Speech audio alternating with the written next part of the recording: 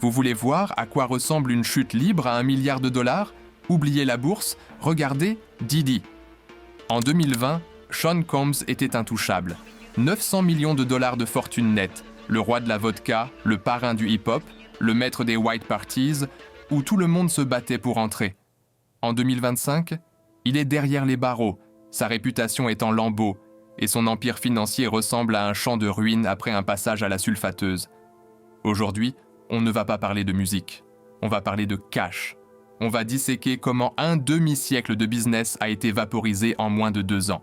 Accrochez-vous, car dans le monde des prédateurs, quand vous saignez, les requins arrivent en premier.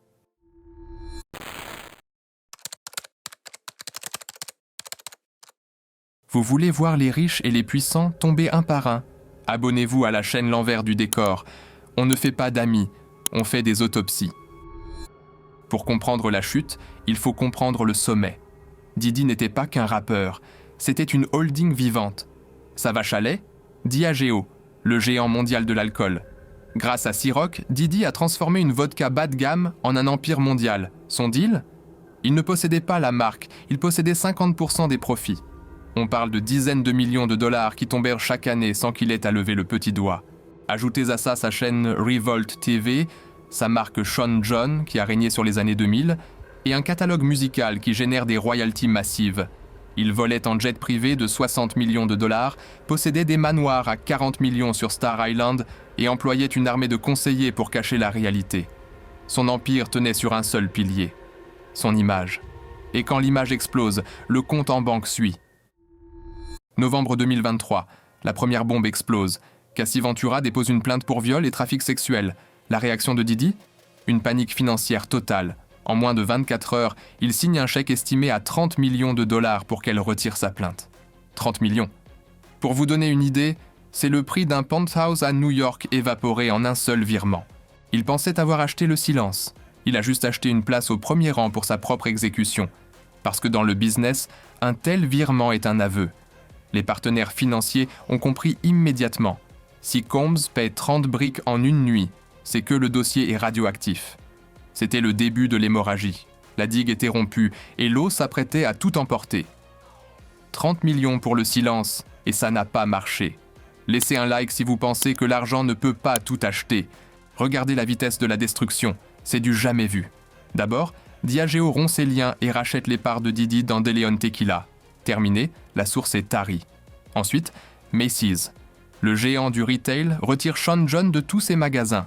Du jour au lendemain, ses vêtements ne valaient plus rien, à part pour finir dans des solderies de quartier. Hulu? Ils annulaient sa télé-réalité L'Empire Combs avant même qu'un seul épisode ne soit diffusé. Des millions de dollars de budget production jetés à la poubelle. Sa plateforme Revolt TV, il est forcé de vendre ses parts et de démissionner du conseil d'administration. Son net worth, qui flirtait avec le milliard, s'effondre. On estime qu'il a perdu 500 millions de dollars de valeur marchande en seulement 6 mois. Ses actifs deviennent toxiques. Personne ne veut plus être associé à la marque Bad Boy. Le prédateur est devenu un paria. Mais le pire, c'est le coût de la défense. Avec l'arrestation fédérale en septembre 2024 et sa condamnation en 2025, les frais d'avocat sont devenus un trou noir financier.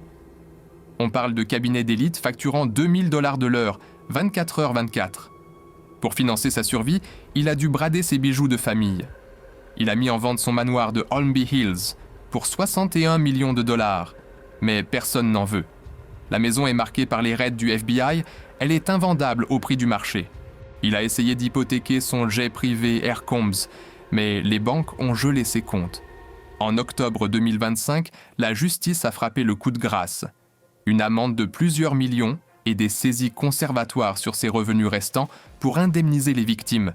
L'homme qui jetait des liasses de billets dans les clubs de Miami finit par compter ses sous pour payer sa cantine en prison.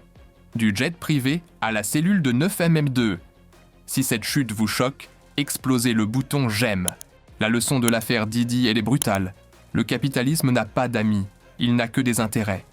Tant que Sean Combs rapportait des milliards, le système fermait les yeux sur ses freak-offs et ses excès. Dès qu'il est devenu un risque pour les actionnaires, le système l'a broyé avec une efficacité chirurgicale. Diddy pensait que son argent le rendait invincible. Il a découvert que son argent était la seule chose qui le maintenait en vie et qu'une fois envolé, Il ne restait qu'un homme seul face à ces crimes. C'est la fin du Bad Boy for Life. Aujourd'hui, c'est juste un matricule. Ne manquez pas notre prochaine autopsie financière. On va analyser comment Kanye West a perdu 2 milliards en une seule interview. Abonnez-vous et activez la cloche.